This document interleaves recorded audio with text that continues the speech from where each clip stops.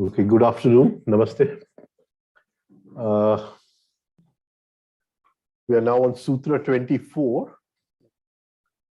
In the last Sutra, Patanjali had talked about Ishwar Pranidhanatva. Now, in this Sutra, he gives us a definition of what Ishwar is. How do we define Ishwara? So he says, Klesha, Karma, Vikpak, Ashayi, Aparamushta, Purusha Vishesha, Ishvara. Ishvara is a distinction of self that is untouched by afflictions. Afflictions are the klesh, by actions, karma, their consequences, vipak, and by the subsequent deposits on the consciousness, ashay. Right? So he's saying that Ishwar is a state of being where these four do not touch you. And of course, when we take klesh as 5, it means these 8 do not touch you. We'll take Tavariaji Sahib's translation. This Ishwar is the soul, divine fragment, untouched by limitation, free from karma and desire. Right? Now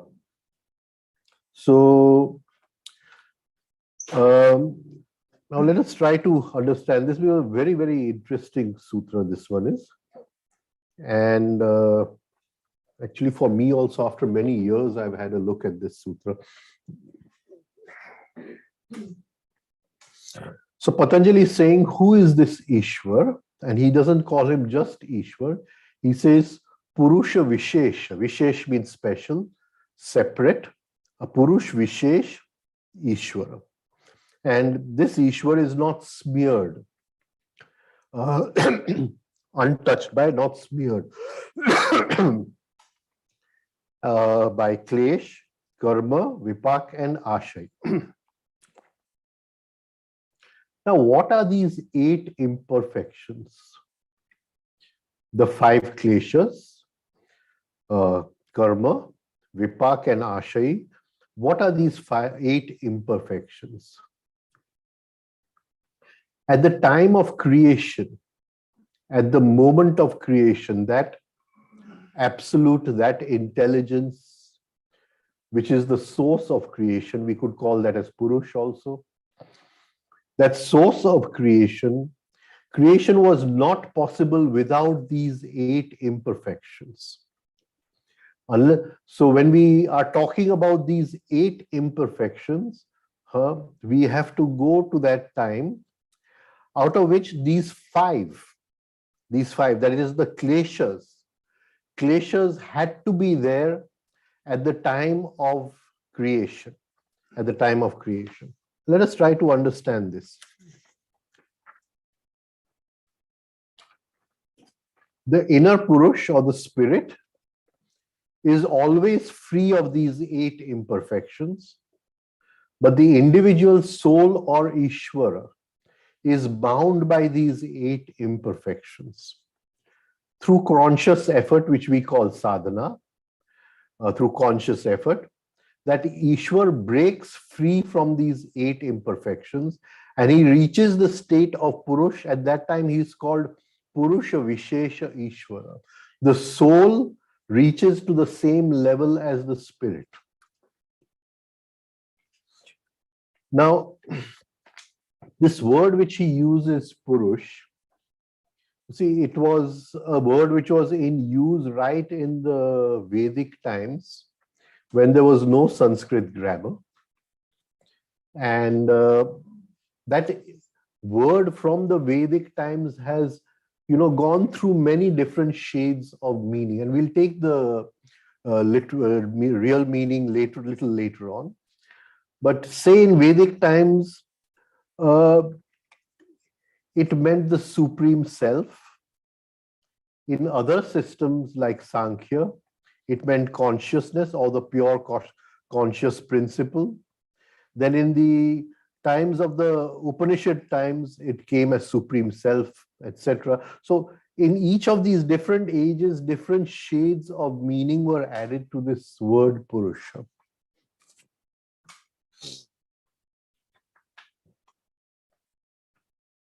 So in Sankhya, we say we have the cosmic principle of consciousness, which is untouched by anything. So if we were to just ask a lay question, what are the attributes that block our spiritual progress?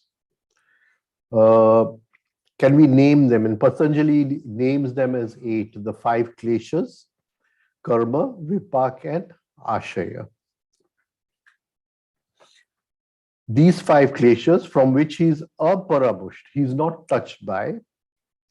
So when you reach that state of Purusha Vishesha, you are not touched by the kleshas. Where there is no klesha, there is no karma or no vipak. Vipak is the law of cause and effect. Karma is the final thought or action which comes out of that law of cause and effect. We'll go into this, right? And that karma leaves a trace upon consciousness. It leaves a, what you call, pattern upon consciousness.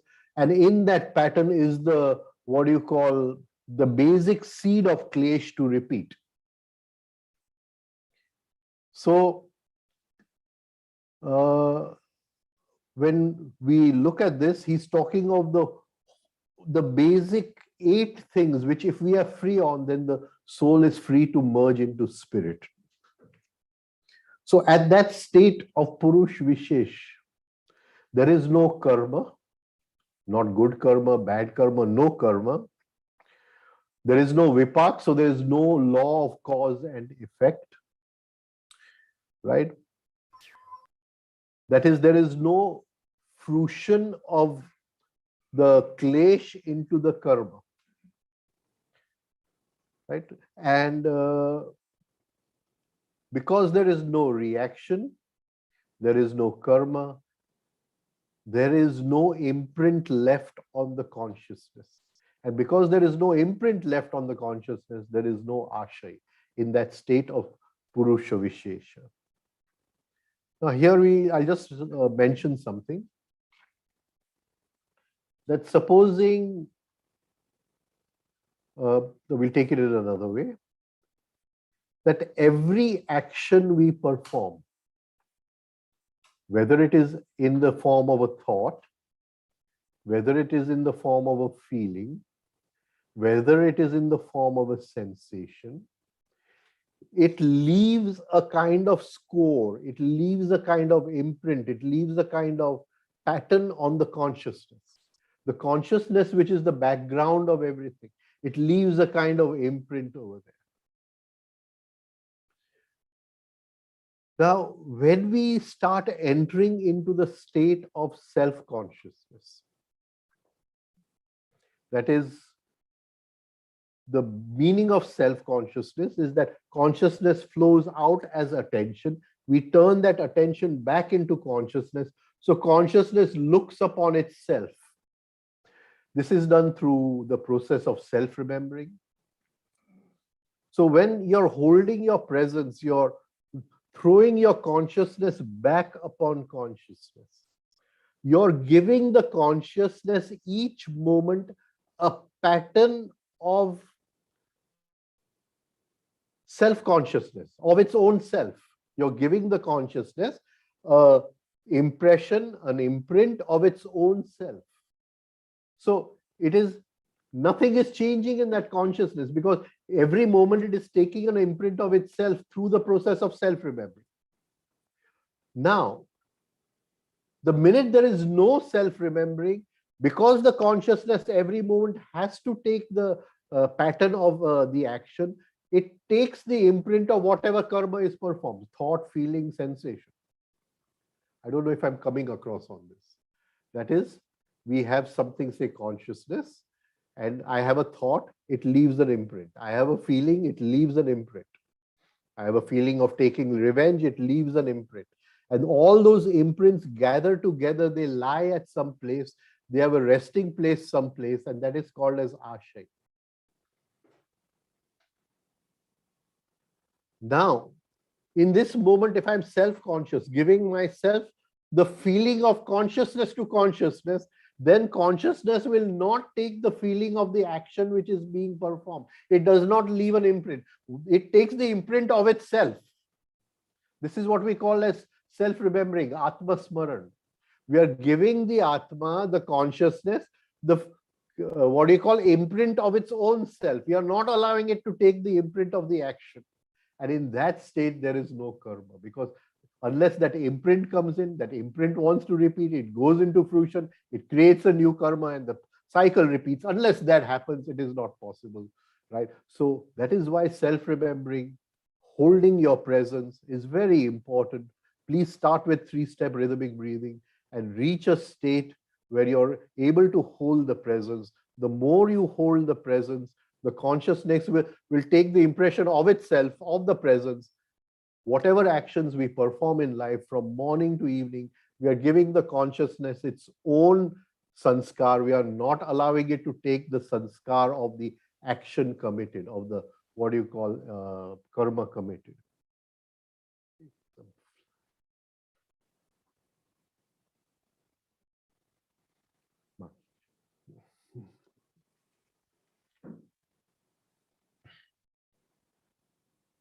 So vipak is the, once the klesh, and I'll use the word seed over here for klesha, right?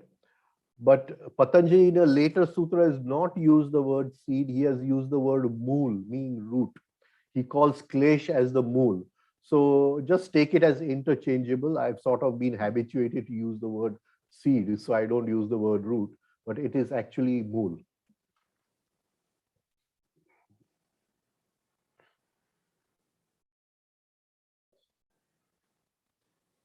So klesha is the original cause, and the original cause lies outside of time, because the original cause was needed, these 5 kleshas, at the time of creation. And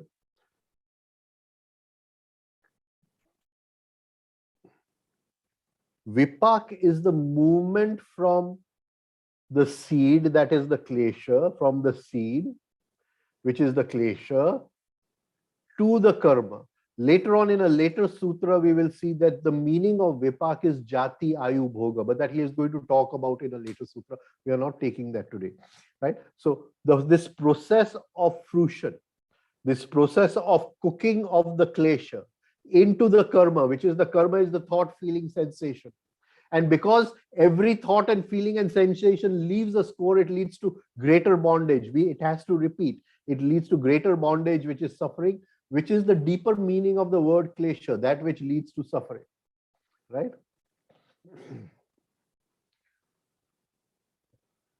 Now, once the impression has been left on the consciousness, all those impressions or sanskars, they gather in one place, a resting place, they lie at one place, and that is called the ashay. Later on, Patanjali is going to tell us in a later sutra that there is really no difference between the klesh and the ashay. Klesh no mool, age karma no ashay. But at present, we have to understand this, that klesh is beyond time. Ashay is that klesh which has created an action in time, and that action has left a reprint, which an imprint or a sanskar which works as a new klesha, and that is lying in ashay. So what is the difference between klesh and ashay? In klesh, there is the beyond time, and in ashay, the thing has been repeated, and the more times it is repeated, the more the potency of the ashay, right? So ashay is the resting place, the storage house of the residue of karma. We'll just take this in a different way and then go ahead. We say that Vishnu, the god Vishnu, is sleeping upon Sheshnag. Sheshnag is also called as Kundalini, right? So what we say is that Vishnu is sleeping upon Sheshnag. Shesh means remainder. Shesh means remainder. Each moment of our life, when the moment passes, it leaves a remainder. It leaves an imprint on the consciousness. This is called a sanskar. That sanskar leads to a tendency for repetition of the same thing. And the more it is repeated, the more potent it becomes, the more we are in bondage. Right? So that sanskar is the klesh.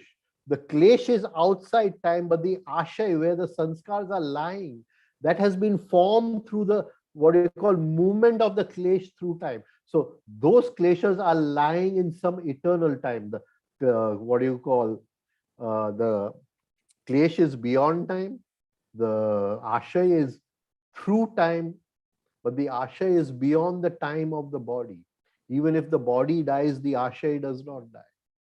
But the vipak, the fruition, it happens in time. It happens in our normal linear time. And we'll go into this.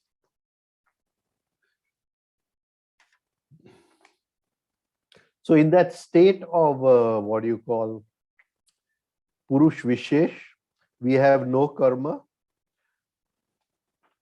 There is no, and we take the 5 kleshas as avidya, asmita, rag, dvesh, abhinaves. We'll just go into them. So there is no asmita, so there is no karta bhav. I remember once somebody asked a question that in the Gita, Krishna is talking about killing so many people. And how is that killing so many people is not a sin? Somebody asked me a question. I think some years ago this question was asked. I just remembered it now. So there's the doer inside, the ego inside, the asmita inside. As long as the ego is doing, even if it is love, it is a sin. And when they are doing without ego, without karta bhav, whatever you're doing, even if you're killing somebody, it is not a sin because there is no doer over there. And this is very difficult to understand. And this is only in this Vedantic philosophy have they come to this height where they can make such a statement. No other religion of the world has the guts to make such a statement. Right? So there is no karta bhav, no doer at that state of Purush Vishesha.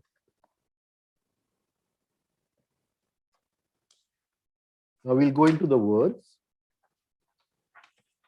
The first word he has used is klesha. And there are 5 kleshas.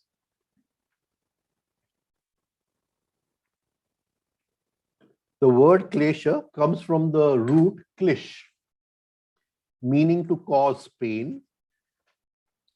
What have we put here? To distress, yeah, to cause pain. Not just ordinary pain, not just ordinary suffering, but intense suffering, to be the cause of intense suffering. From klish, we get the noun klesha, the word which you use. And this klesha, it gives us the emotion of suffering. The emotion of suffering. Right? Please understand, when Patanjali uses the word, for what he's talking about suffering, it may not appear as suffering to us. If I if I suddenly come into a lot of money, for me it is not suffering. I've come into a lot of money, right? But Patanjali says because you are bound by that karma, it is more suffering. It is intense suffering. I hope I'm coming across in this, right? So he is not talking about suffering that what do you call, my girlfriend left me and ran away and I'm in suffering. No, he's not talking about that. He's talking about even what we call as happiness is also suffering because it binds the soul. So what leads to bondage is suffering. That is what he's talking about.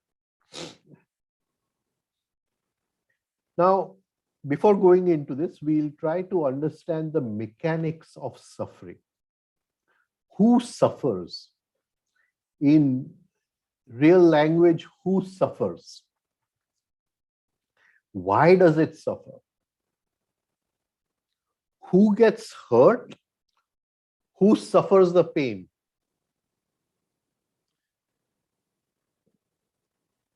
You know, in the, what do you call, Mahabharata, it's not in the real Mahabharata, but there are many offshoots of the Mahabharata which tells you stories of the Mahabharata. And one of those offshoots, there is this story of where Bhima, he ate a whole, what do you call, bag full of ladus, and instead of him getting diarrhea, Duryodhana got diarrhea, right? So, who eats the ladu and who gets diarrhea? Who feels the hurt? That is the ego. Who is suffering? The ego never suffers. Please understand, the ego never suffers. The ego only feels the hurt. It passes it on to the soul. The soul suffers. I hope I'm coming across in this, right? So when we must understand the mechanics of suffering, right? You insult me, right? My ego is hurt because you brought down my share price by insulting me, right? But my ego is not willing to suffer. He passes it on. It goes to the soul. The soul is suffering. Now, why is the soul suffering? You see, in Gujarati, we say jeev bade che. We don't say aham bade che. Okay, I hope you can understand what I'm trying to say. You say my soul is suffering, not the ego is suffering, right? But it is the ego which feels hurt. So somebody commits the blunder and somebody pays. There is only one form of suffering. Only one form of suffering, and that is bondage. Why does the soul suffer? He is saying the insult is the insult because you are bound in self-love, you are bound in the ego, you are bound in this high estimation of yourself. You drop that, there is no suffering, but you are bound. Be free from that. It is suffering to tell you to break free. It is suffering because it wants to move from bondage to freedom. Have I come across in this? I don't know. Have I been able to explain this? So all suffering is of the soul. There is no suffering of the ego. The soul is suffering there for only one purpose, that why are you still in bondage? Why are you still suffering? Be free. There is nothing like suffering. And how to be free? Be free of the 5 kleshas. They are the roots of suffering. Patanjali is telling us these are the roots. These 5 roots. See, all karma is born out of these 5 roots. All karma comes out of these 5 roots, right? 5 kleshas. So,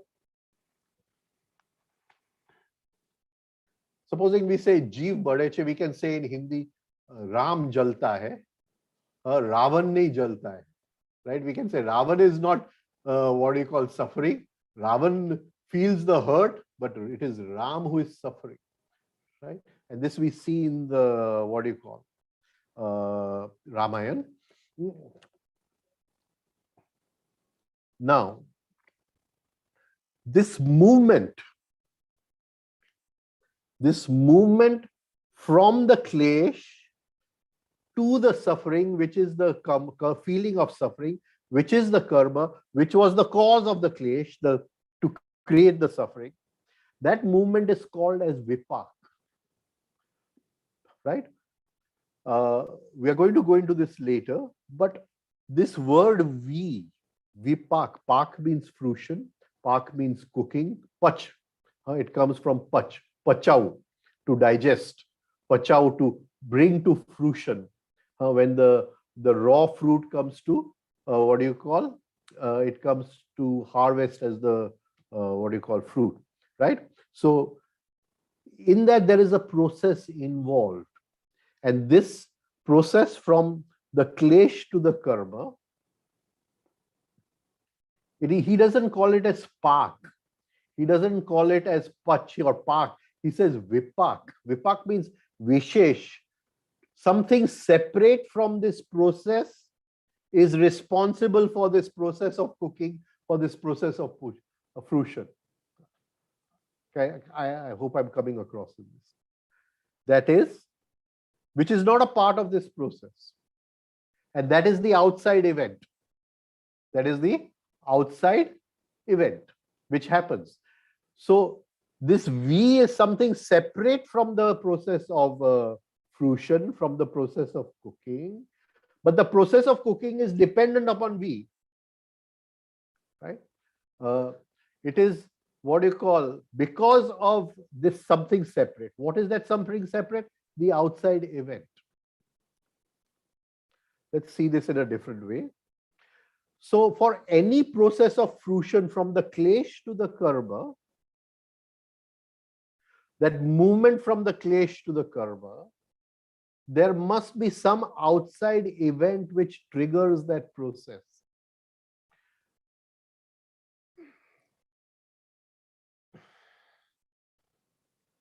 You know, once, I think must be about 42 years ago, Ramdulare Bapu was explaining to us the Ramayana, and he's telling us that the most important character in the whole Ramayana, whom you have to, what do you call, what's her name? Huh? Kaikai. Is Kaikai. Kaikai. He's saying, you have to understand Kaikai. Ram was about to become king. Now this is a play. Take this as a play. Ram Leela. Right? It's there to give us an understanding of this whole process. Ram was about to become the, what do you call, king. Right?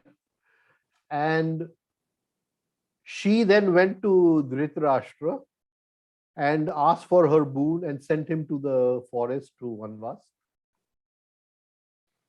Now, here Ramdulare Bapu is telling us that she saw that this young boy was not yet ready to, what do you call, take up the throne.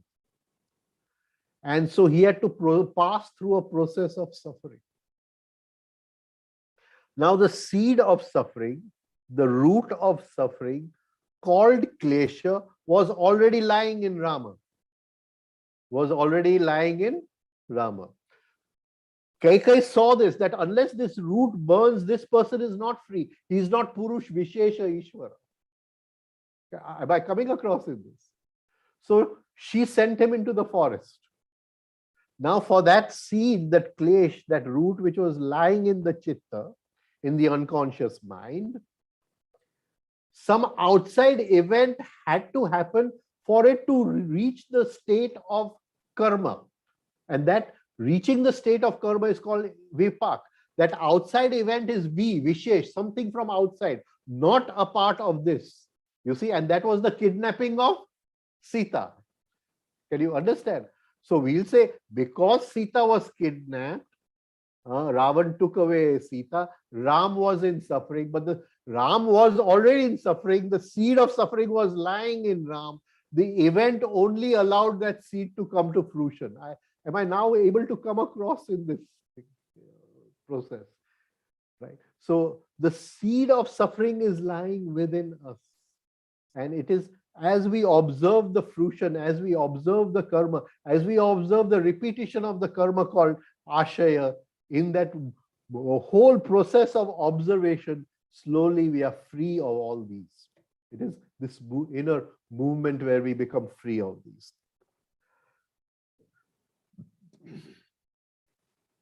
So this vipak needs an outside cause called nimit. And that nimit could be any event in life, right? And in the Ramayana, it was the kidnapping of Sita. Now there are 5 kleshas: avidya, asmita, raga, dvesha, abhinivesha. Now, we're not going to go into detail in these because later on he's going to talk about the kleshas in later sutras in what do you call detail. Avidya is the first klesha. This is delusion, that is absence of awareness, absence of consciousness plus ignorance. And because there is absence of awareness and ignorance, our perception, our darshan gets clouded, right? The whole Yoga Sutra is nothing but Atha Yoga Darshanam, the process of darshan, right? So because there is avidya, the darshan, the perception is clouded. This avidya gives us a false sense of reality. Ignorance distorts our sense of right and wrong. It creates within the emotional center the duality of liking and disliking, which happens every moment. Now, why was avidya put in at the beginning of creation? In the beginning, there was the formless void, the formless wholeness. In this formless wholeness, there was this desire of the absolute to create form, to create multiple forms. There was that desire of the absolute to create multiple forms.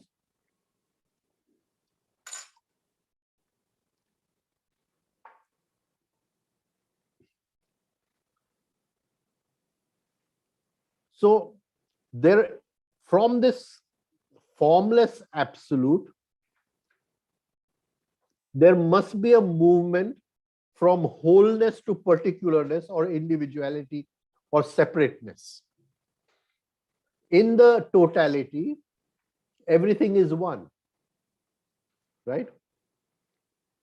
But for the game to start, you and I have to be separate. If there is experience of that totality, then again, you and I are one. Then I can't take revenge upon you. How can I take revenge upon myself? Right? But from that wholeness, there has to come separateness. This movement from wholeness to separateness was the creation of avidya. It was due to avidya. Am I coming across in this? So in the very beginning, in the moment of creation, this seed, this klesha of avidya had to be sown in. Otherwise, that totally absolute oneness would not become individual separateness.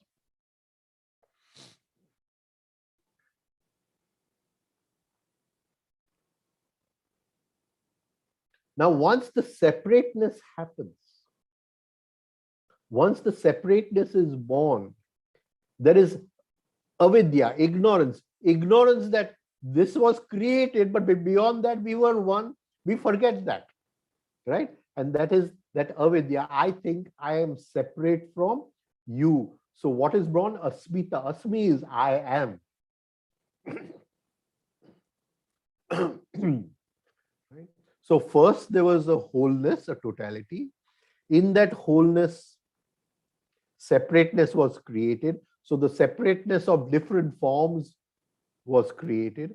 And each form took upon itself that I am separate from you. That I am separate from you is Asmita, Asmi, I am.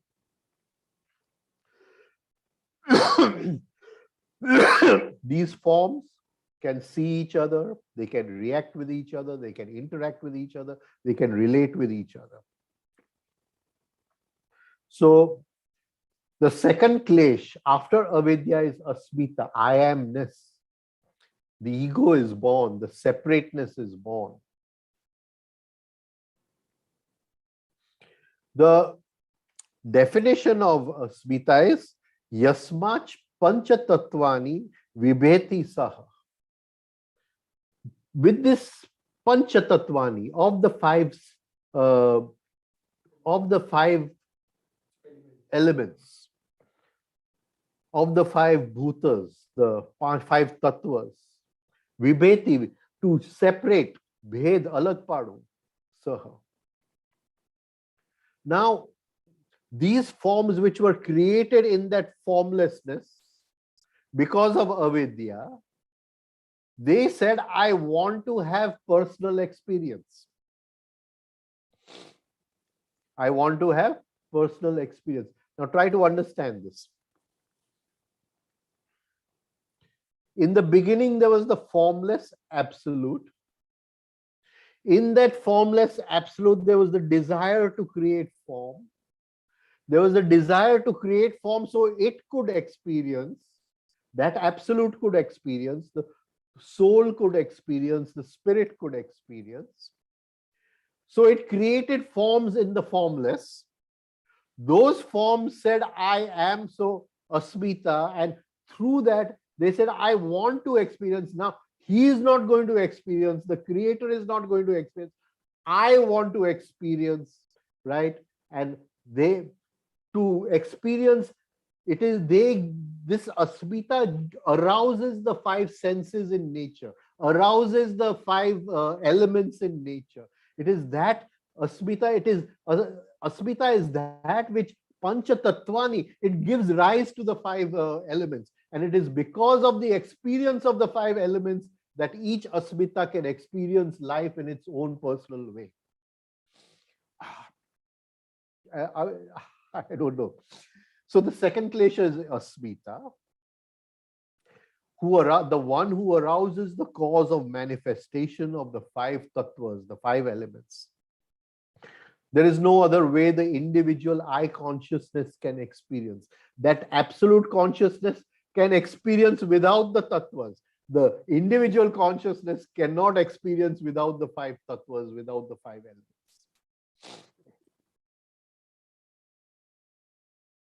And it's very important to note over here that in that moment of death, in the moment when we die, there is that moment where the five elements dissolve back into their roots, and we are at that state where the formless created the forms. It happens automatically. We come to that state automatically because of the energy of death itself. Of course, if we are unconscious, we do not have darshan of it, we do not have a perception of it, but it automatically leads us to that state.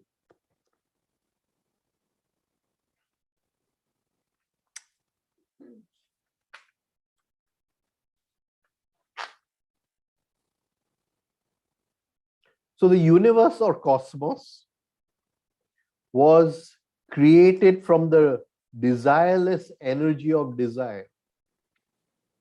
Yeah, we understand this. His desire, but his desire was in the formless. There was nothing to desire. It was just the desire to create form. That is why we call it the desireless desire, his desire. But when it comes down to my ego, my asmita, my I amness, then I desire this and I don't desire this. I want this and I don't want this. I like this and I don't like this. Then the next two kleshas are born, rag and dvesh.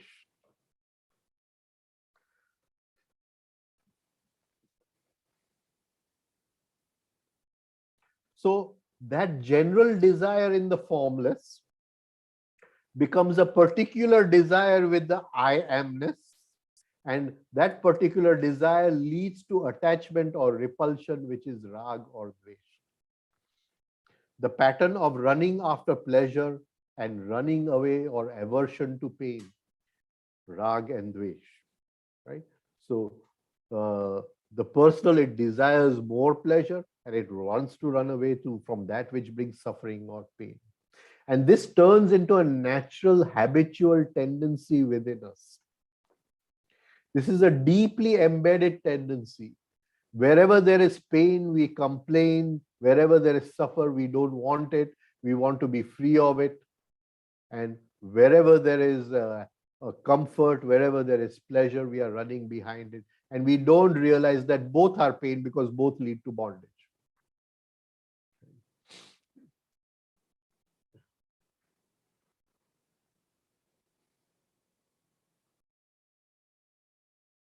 So the original desire in the absolute, which was the desireless desire, at our level of the ego, it becomes rag and dvesh. Right? And that forms that deep pattern of running after pleasure and running away from pain. The final klesh is Abhinaves. Abhinaves. Now, what is Abhinaves? We have to understand this. Normal translation we can take as fear of death. Fear of death of the physical existence, physical body, right? A deep attachment to the physical body. That we want to continue our existence in the sensual state, in the physical state, right?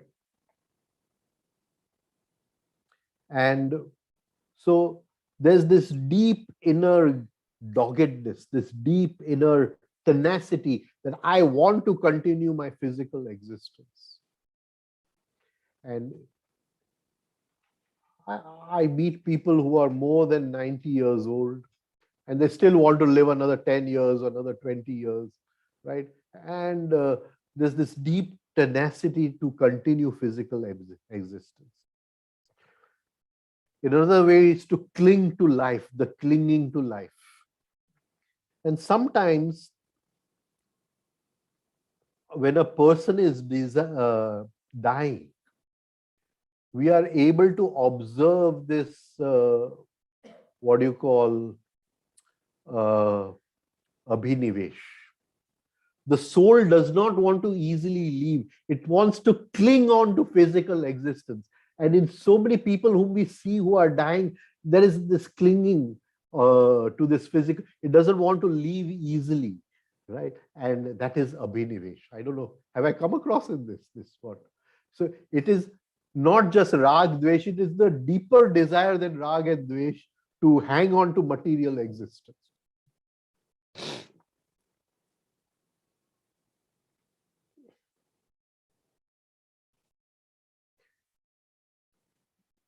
Now, where does this doggedness come from? Where does this intensity to live in the physical body come from? And it only comes from deep desire. Now, desires have a multiplicity in the sense that I could have so many desires, right? And each of these desires will also have a potency, means an intensity, right? Say I may desire a new shirt, but okay, if I don't get it, I'm okay with the old shirt. So the desire is there, but it's of a low intensity. Can you get what I'm trying to say? But no, I've seen somebody else wearing this, what do you call, branded shirt, and I've got to have this shirt. Now, it is the same desire, but now it has a deeper intensity. Okay. Now, the more desires I have, coupled with the intensity of each desire, will form a kind of total momentum of desire. And that momentum of desire will make me hang on to physical existence. Or we can say, the more unfulfilled desires I have, the more I want to hang on to my physical body. I hope I'm coming across in this one, right? So the less desires I have, or if I've reached a state of consciousness which is beyond desire, then there is no hanging on to physical existence, because now there is no desire to fulfill anything. So it is not exactly fear of death that is Abhinaves. It is intensity of desire to fulfill itself. For desire to fulfill itself, that is Abhinaves. Right. So this is the fifth klesh. So Patanjali says these 5 kleshas are put into existence at the time of creation. They are beyond time. They are the universal seeds of life. Universal seeds of life. Even if you see an animal dying, right, you will see that Abhinaves, it wants to stick on to physical existence anyhow. So these are the universal seeds of, in animals, there is no ego, but there is egoism, right? If another lion comes in another lion's territory, you better not come in my territory. We have to fight. There is egoism, but there is no ego as such. But it is these five kleshas which allow that formlessness, that totalness, the totality to become many forms and give us the whole play of life and all its forms. It is because of these five kleshas. And that is why they are there from the beginning of time.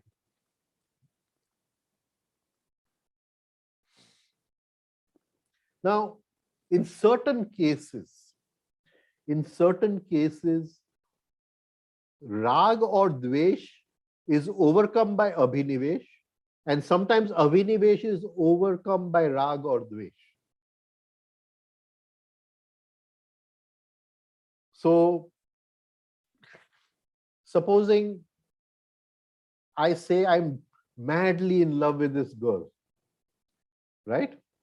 So that is rag, right? Rag.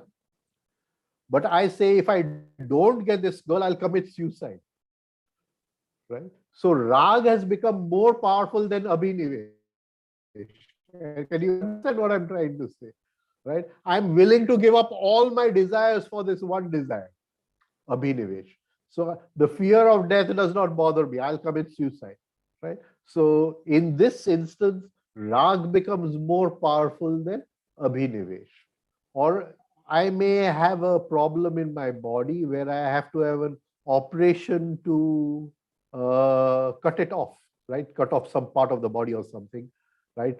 And it may involve a lot of pain, may involve a lot of suffering. Now, normal, there is dvesh towards suffering, right? There is aversion of suffering. But here I will willingly experience suffering because I want to live longer, Abhinivesh. Can you understand? So when we observe these in our daily life, we come across so many permutations and combinations.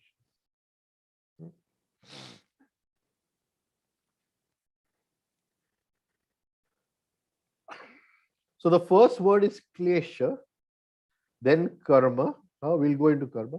The next word is vipak, which comes from the root pach, to cook, pachau, to digest, to lead to fruition.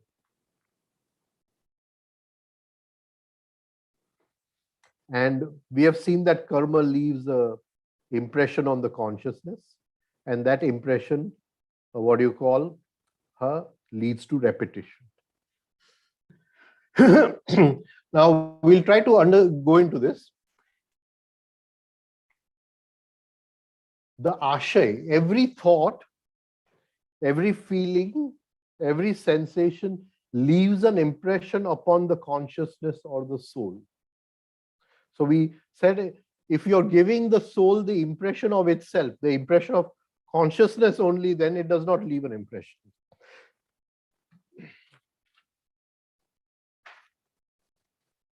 Can we understand? Now,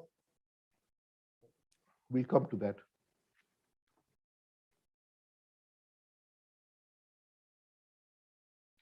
Ashay. Klesha karma vipak ashay. Ashayi. A means from all sides. She, to rest.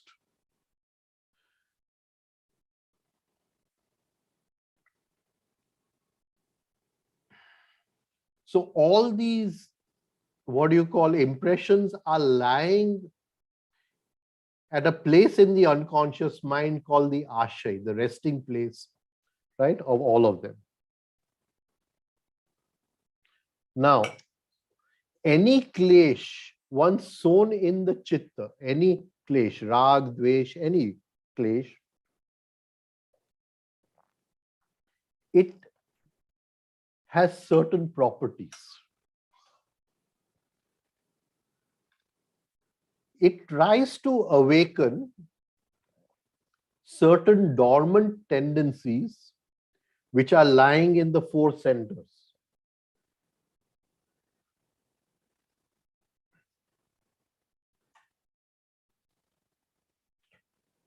It will mainly connect to the negative side of the emotional center.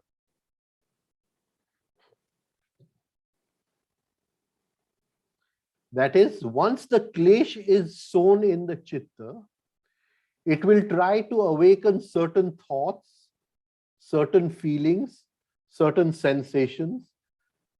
Those don't come from anywhere. They were already lying in the ashe, but it tries to awaken them. Am I coming across in this? Certain desires, certain wishes, certain trains of imagination, that is daydreaming, brooding.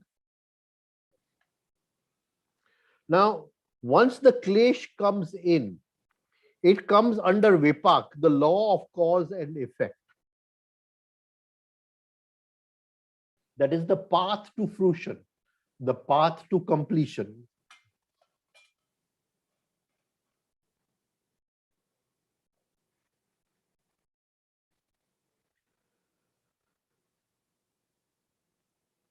So the klesh is the seed. The tendency or the inclination which it awakens in the centers is the process of fruition. And when that tendency or inclination leads to a thought which gives a feeling and suffering or whatever, it becomes the karma. We'll try to see this in a different way. So the manifested thought, feeling, sensation, or desire is the karma. But the process that takes place in the mind from the klesh, that is awakening the tendency, to the final thought or the feeling, that is called vipaka. Vipak, the process of fruition. Now, each klesh will have a certain spectrum, will have a certain, that it can give rise to these kinds of feelings, these kinds of, later on we will see he's talking about jati, ayu, bhoga, but we won't go into that today, right? So it will give, it will awaken inclinations of a certain kind, desires of a certain kind, different strings of daydreaming of a certain kind. Let us take one klesh as an example. Now, today I am not a father. Okay. Tomorrow my wife gives birth to a daughter.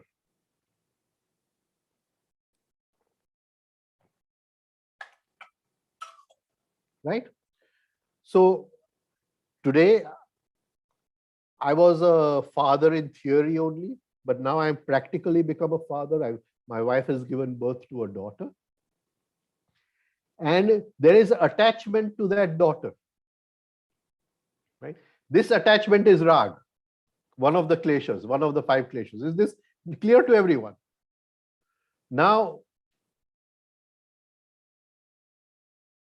before this, I was not a father, right? So, certain inclinations were lying within me. They don't come from outside. Please understand, they don't come from outside, but they cannot get activated. They cannot move on the path of fruition. They cannot move on the path of vipak, but they are still lying within me, right? So if somebody comes to me and he says, "Arey, my daughter every day is coming late, I'm a little worried." I'll say, what is there to be worried about? God is there to take care of your daughter. But tomorrow I become a father and I have a daughter. And then my daughter starts coming late. Can you understand the, what do you call? Now, that feeling of worry, that awakening of the feeling of worry, that inclination to worrying, right? It was activated because of the klesha, attachment to daughter. When there was no attachment to daughter, because I did not have a daughter, the inclination was lying there, but it was not activated. I hope I'm coming across it. Yeah, you get what I'm trying to say. But by the very becoming of the father, the that attachment to the daughter, the rag, it awakens certain things which are lying in the four centers, but they were already lying over there. It gives them a kind of push. Now, Vishesha, Vipaka, Vipak, something from outside. Now the event, my daughter is late in the night.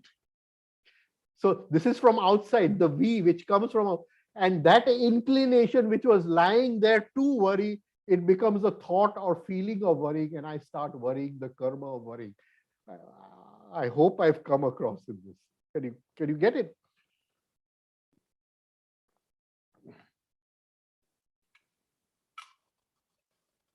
So each klesha, the minute it is formed, it will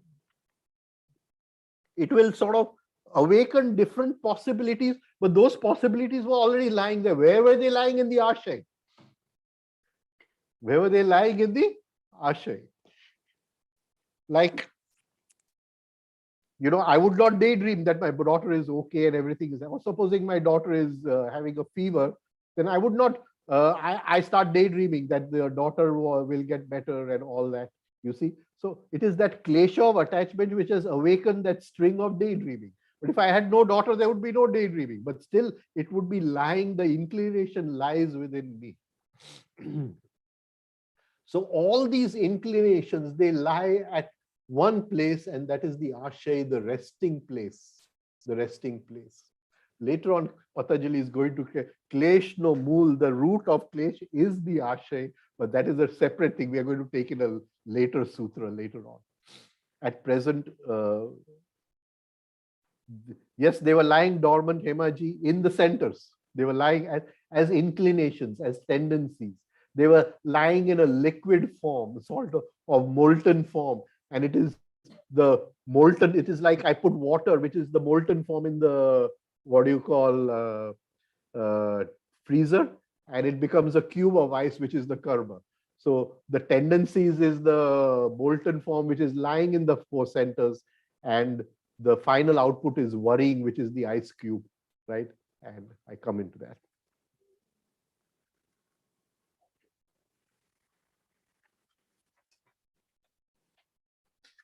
So the outside event, I will take again klesh as seed, not as root. The outside event, what you call, gave water to the root. The water, the root, what you call, came, the seed formed a sapling, and the sapling gave me the fruit of worrying, right?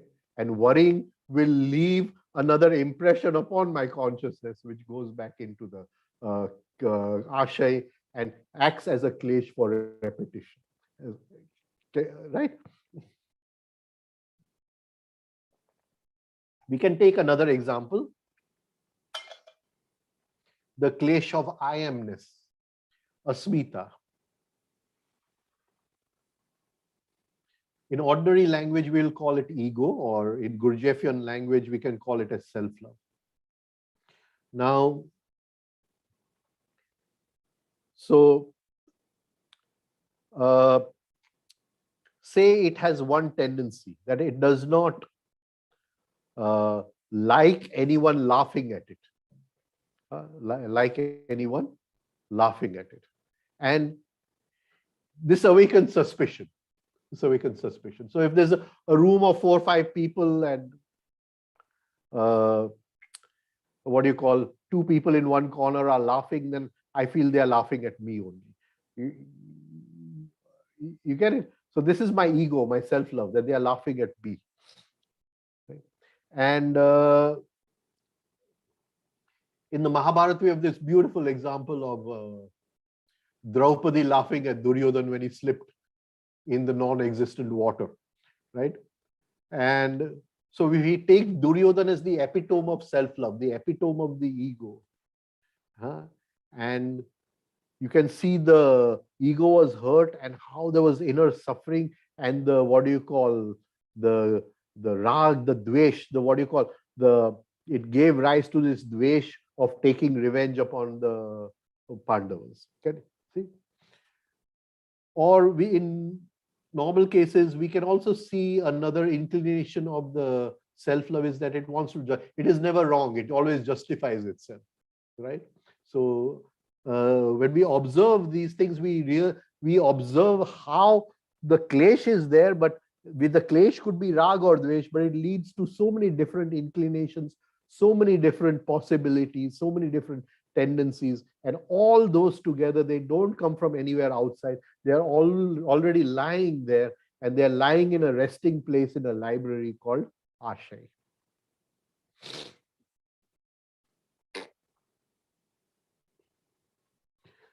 So all these propensities which are lying in the Ashay, the tendencies, right? Each one with repetition increases in potency. They are like political parties. And each political party wants to increase its members, right? So if there's one which is a tendency for reaction, a tendency for irritation, a tendency to get angry, a tendency to snap at somebody, so there is one inclination like that, and I get angry upon you, or I snap at you, or I call you something, then that inclination gets reinforced. It becomes a karma. The karma leaves an impression. The impression goes back into the ashay, and that potency of that inclination increases. Now, all these what do you call inclinations which are lying in the ashay, all of them together, Gurdjieff calls as man's level of being. What is his level of being? Their tendencies, their propensities.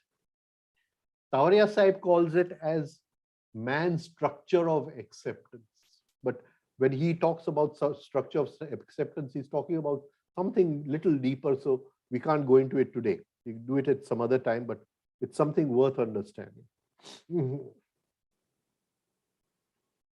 So all these propensities, tendencies lying in that library, lying there,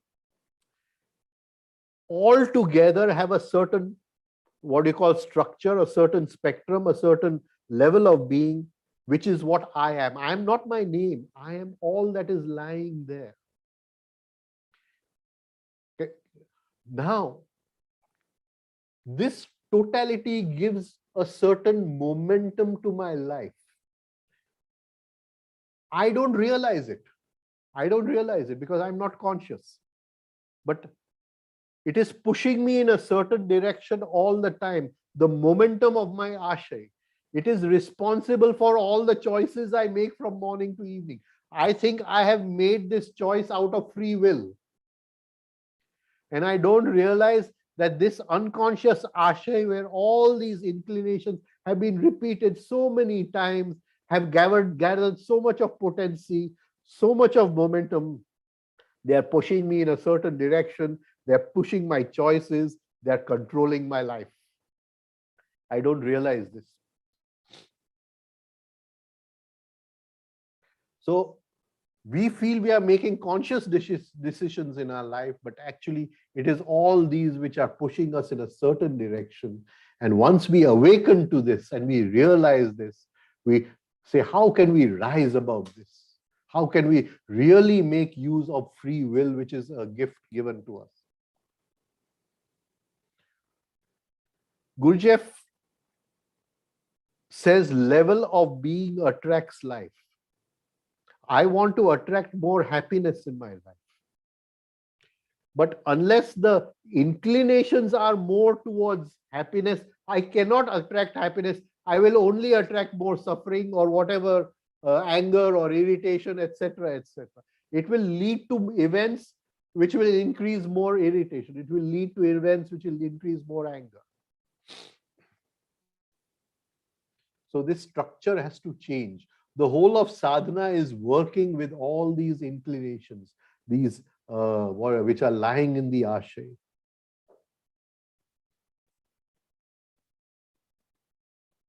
Now, like I said, we took this question in the beginning. We'll repeat the question. What is the difference between klesh and ashay?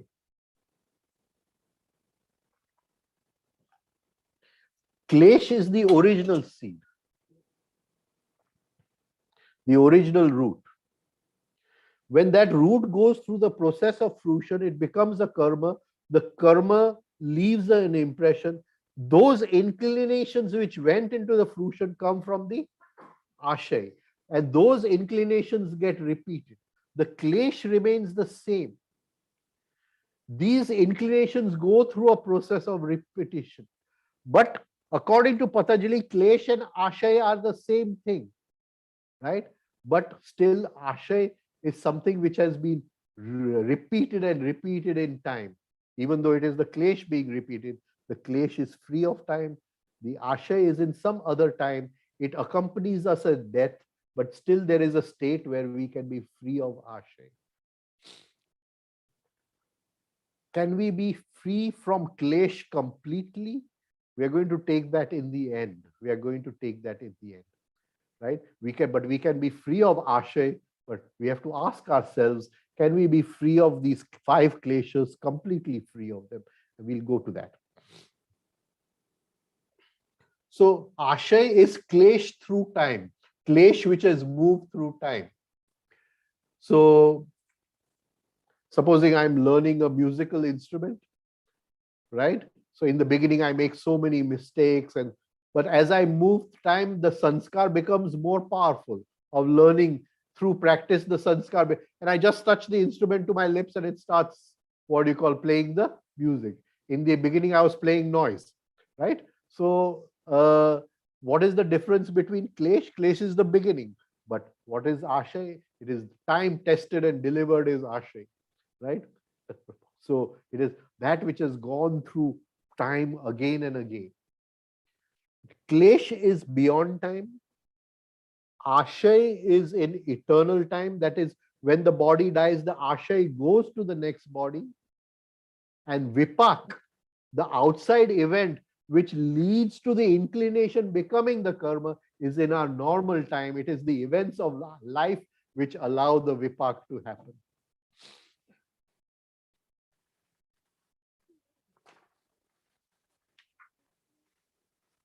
Klesha karma, vipak ashay, we went through these words. Aparamushta, purusha vishesha ishvara. Aparamushta. Let us go into this, very interesting.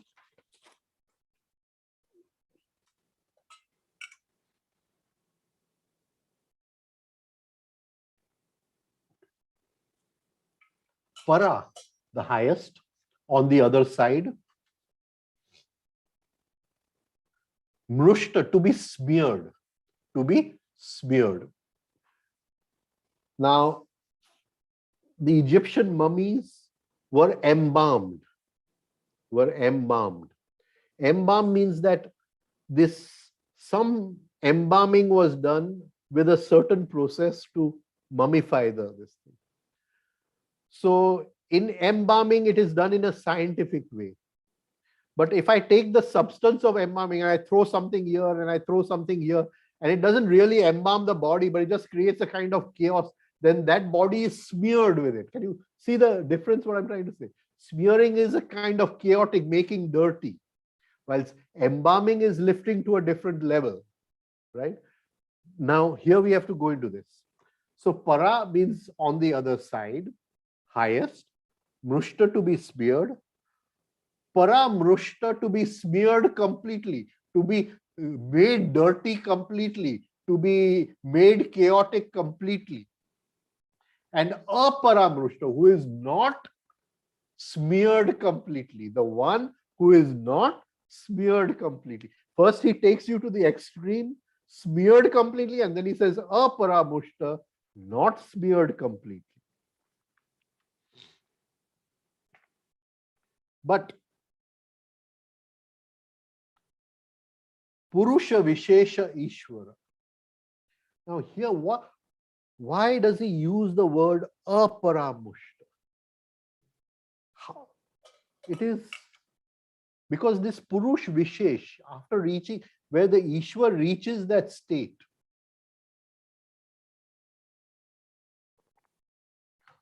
which is equal to the Purush. So he becomes Purush Vishesha. When he reaches that state, he still lives a normal life. He still lives a normal life. The kleshas come in life, the karmas come in life. They touch him. They touch him, but he walks through them. He is not smeared by them. Am I coming across in this? Well, I'll try to give it in another way. That I'm very thirsty. So I need water to drink to quench my thirst. But if you give me 3 drops of water on my tongue, it's not going to quench my thirst. Right? So when we use the word para, we are saying it has to be in so much amount to quench my thirst. That is why Patanjali is using the word para. Okay, that Purush Vishesh Ishwar is moving through normal life. The kleshas will come, the karmas will come, the vipak will come, the ashay will come, everything will come. But it will not be enough to quench his thirst, not enough to smear him. He will walk through them, but not enough to make him dirty. Can you understand what I'm trying to say? He's not totally free of them, but he has come to a state where they cannot make him dirty again. He will not be identified with them again. And that is why he uses the word para. Paramushta. Paramushta. That is some drops of water on the tongue, but they won't quench the thirst. Don't worry. So some, klesh will come, throw a little muck on him. Some karma will come, throw a little muck on him. But that does not, smear him at all. He remains unsmeared by this, untouched by this. And he walks through life. He lives a normal life.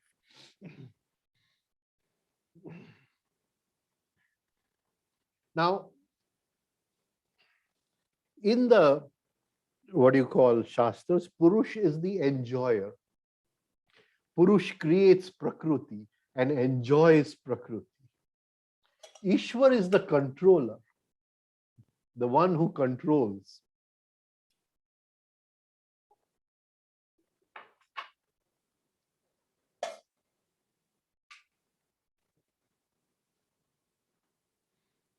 Now, initially, all control was with the physical body, the the temptations of the senses, the hungers of the senses, and the inner bodies would follow the outer body. Slowly, the inner body takes control and it brings Sanyam to the senses and to the outer bodies. In Gurdjieff's language, he says, first the personality is active and the essence is passive. Then the essence, the soul, becomes active and the personality is passive, Gurdjieff says. So through hard work, Ishwar, the soul, who at some moment of time lost control of the body-brain system to the 5 senses and the desires and everything, takes everything back into control. Now this Ishwar does not follow his senses. He does not follow the inclinations of the senses, the desires of the senses, the inner desires of the ego. It does not follow that. It controls. So it becomes Ishwara, and that Ishwara who has reached that state of control, when he is untouched by these 5, then he becomes Purusha Vishesha Ishwara. Initially, our psychology follows the desires of the 5 senses, and then something controls the psychology and the desires. Tavariaji Sahib used to use the words inner man and the outer man. He used to say, first the inner man is identified with the desires and inclinations of the outer man. And then the inner man gains control and the outer man follows the inner man. Right? So it is in this stage where the inner Ishwar, through hard work, through being free of these 5 or being free of these 8 imperfections of life, he rises above them, comes to a state where he lives life, he is unsmeared by them, he becomes Purush Vishesha Ishwara. Now, let us just go into the definition of the word Purush. Puri dehe shete. Puri jeva dehema sutelo. Right? Now, Pur, city. Pur also means to fill something. So city in the sense where empty space has been filled with buildings, etc., etc. Such a deha. Deha means that which has been embalmed. Lepaelu, embalmed. Right? In such a day, the one who is sleeping, the one who is sleeping. That something which is sleeping is not a part of this deha. It is not a part of this. Even though the whole thing is called Purush, that one who is sleeping is not a part of this. He is the supreme consciousness. He is the source of this. He gives birth to everything. He's sleeping there. Ishwara is the soul, and through hard work, he has brought itself on equal balance with the one who is sleeping inside, enjoying inside, the Purush who is enjoying the Prakriti inside. And when he comes to that, he becomes Purusha Vishesha Ishwara. Now he is both the enjoyer also, and he is the ruler all this. This whole process starts with the holding of presence through self-remembering, through holding your presence, giving the consciousness the impression of itself each moment. So the consciousness, when it gets its own impression, cannot be smeared by the impressions which come from outside, the klesha, karma, vipaka, ashay. And at one point, all the old impressions go away and the consciousness is totally free. That is that Purush Vishesha Ishvara. And it is that state which through hard work and sadhana, we can all of us reach. I'm going to stop here. If there are any questions, I'll take those questions. Right. I hope I've come across. It's a very difficult sutra, but I do hope I've been able to, what do you call, explain it. Right.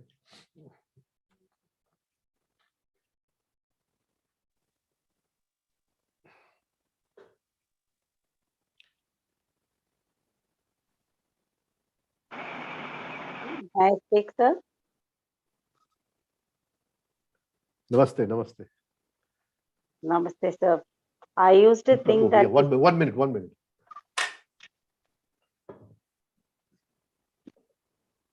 Yeah, please. I used to think that scriptures provide knowledge and wisdom.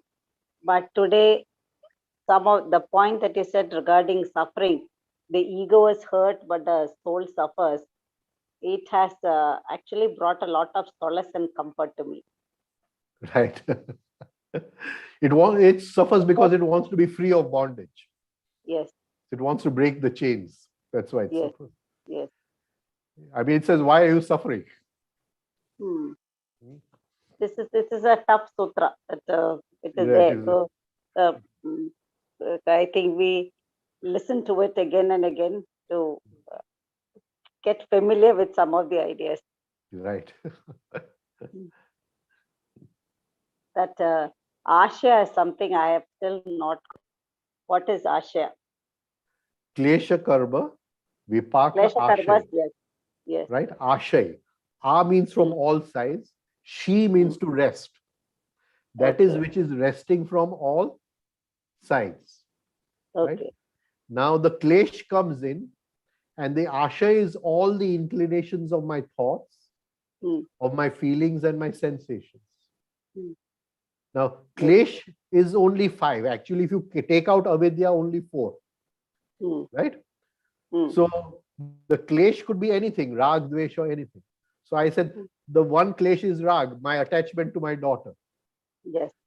That attachment to daughter from the ashay, which is my unconscious mind, in that ashay, so many different inclinations are lying. So I said it will awaken one inclination to worry. Can you get it? Yesterday, I did not have a daughter, so there was no inclination to worry. I'll say I don't worry at all. That is not true. The inclination to worry was already lying within me. The outside event of having a daughter awakened that inclination, which was dormant. So where all these inclinations are lying dormant is the ashay. And they finally lead to the or samskaras. Vasanas. Those ashays come to the karma, where I suffer the happiness or the sadness of the, what do you call, this thing. Which, according to the klesh, everything is suffering, because even the happiness binds me more than the sadness, whatever. right? And So this creates the patterns which we carry to the next that birth. pattern leaves a scar on the consciousness. And that scar becomes it reinforces the inclination. It goes back to the ashay. It's like a feedback process. Yes. But that being conscious, that self-remembering, that's a wonderful takeaway from today's session. Yes. So when you're giving your consciousness the impression of its own consciousness, it will not take the impression of suffering. And when it does not take the impression of suffering, there is no ashay. Yes. The inclination has not been repeated. You're free of that inclination. Yes. This sutra has a problem and the solution in it. Thank you. Beautiful session, sir. Beautiful session. Very profound, and it has actually brought a lot of comfort. Thank you. Thank you so much.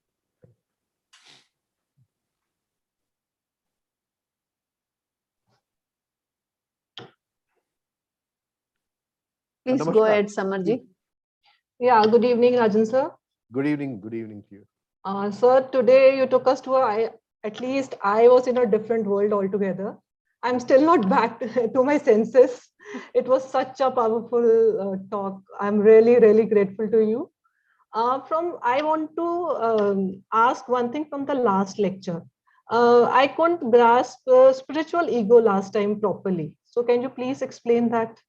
Okay, what I meant to say in the last talk was that supposing you want to walk on the path of spirituality, right? And the path of spirituality means dissolution of the ego. But who is going to take the decision that the ego wants to dissolve? So the ego itself has to at some time come to a decision by karta main thak gaya hu. Now I want to dissolve. I want to dissolve in the absolute. So the ego has what is called ichha mrityu, right? So the ego decides that I'm going to walk the path of spirituality, right? And it says it knows that in walking this path is its own death, but it takes that decision. Only then can we walk on the path of spirituality. Now, once we walk on the path of spirituality, a new ego is created, the ego of spirituality, right? It is not a life ego. It does not tell me how to earn so much money tomorrow. It is an ego of spirituality. Supposing I'm doing some exercises in self-observation, then it will decide what time of the day I should do it, how I should do it, in what circumstances I should do it. Or if I want to follow somebody else's practices, some teacher or somebody, it will tell me that this teacher is the right person to follow you for. It is a new spiritual ego. Am I coming across? Yeah. So when we walk on the path, we create a new spiritual ego. And that ego follows us for a long part of the journey.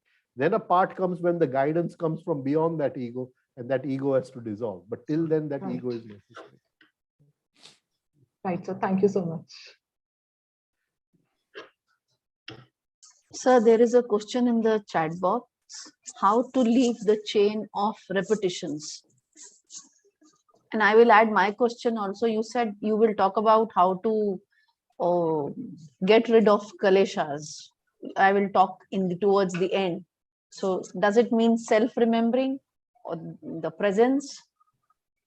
No, when we are observing the working of the kleshas, the karma, the vipak and the ashay, when we are observing their working, slowly a separation is created through observation. Through self-remembering, we don't allow them to repeat the pattern. And when both of these are done together, we come to a state where now they cannot affect us. Can you just show me the question again? Sorry, if you don't mind. Right. So we don't want to leave the repetition. Somebody has asked a question, how to leave the repetitions? We want to observe the repetitions.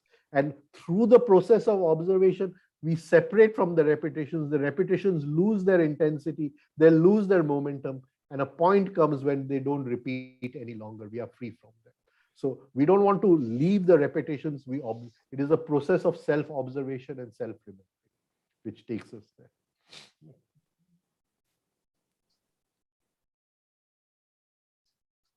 Yeah. Any other question?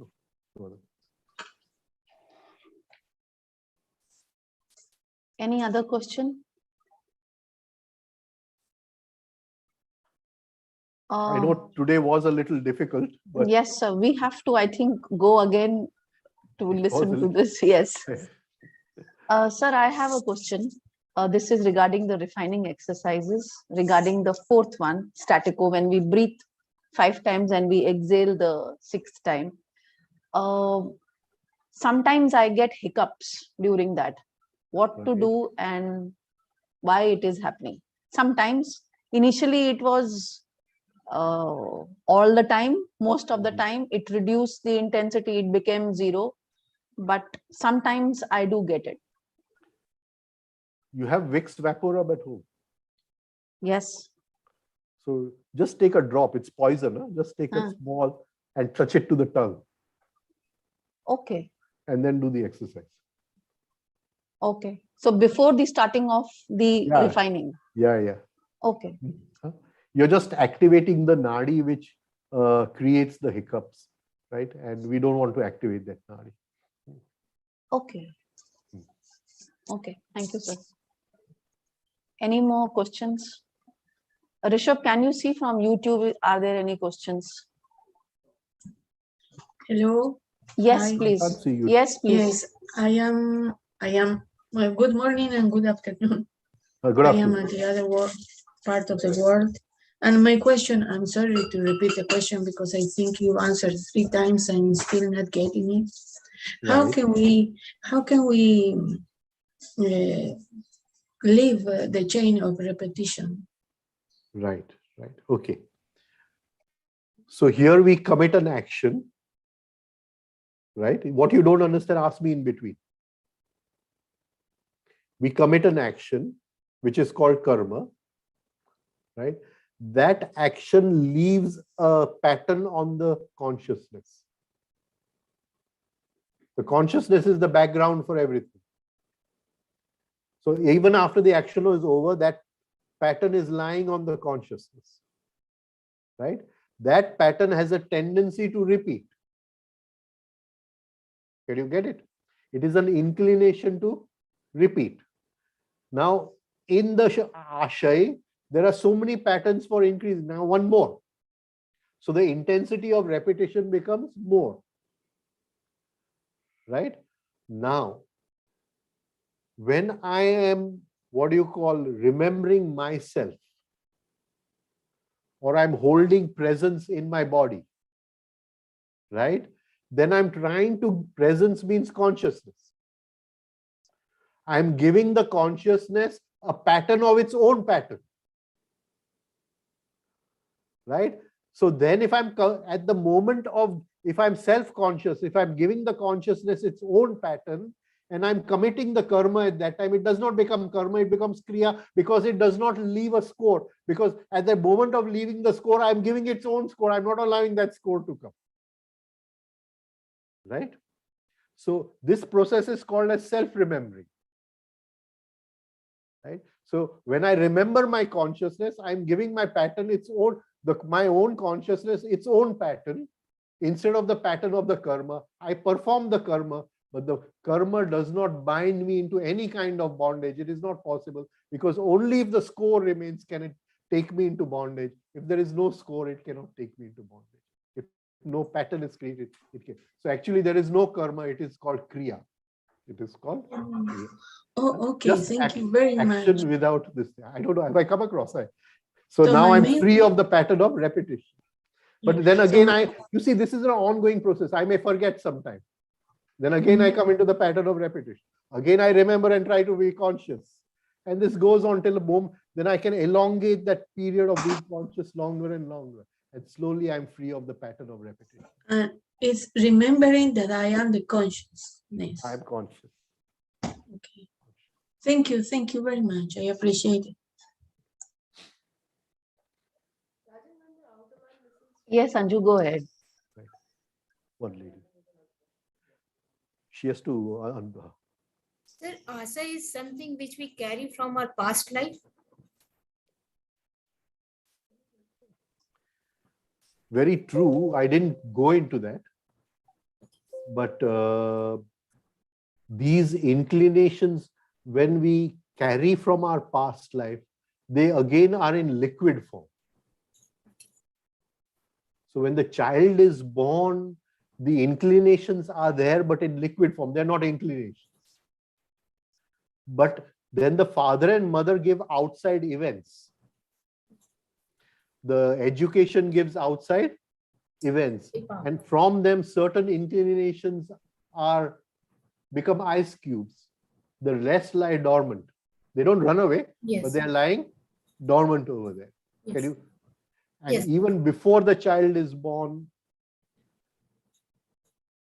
because the child has to come through mother and father. And the mother and father both have different DNA. So that DNA, you know what chai ki garni hoti hai, where you sieve the sieve. The DNA acts as a sieve. So certain inclinations will be made more intense and certain inclinations will be subdued. Can you see? If that soul has an inclination towards anger and reacting, but the father is a very calm person, never reacts, then that may be subdued a little when it passes through the DNA. You get it? Yes. Right? But again, somebody who doesn't have a very intense pattern to react, right? He comes, but it's still in liquid form. But I keep taunting that child all the time. Then he may develop a pattern to react. Can you get what? So it is the outside factor which brings about the fruition, which brings about the vipak. Can you get it? It is dependent on that outside factor. Okay, sir. Thank you, sir.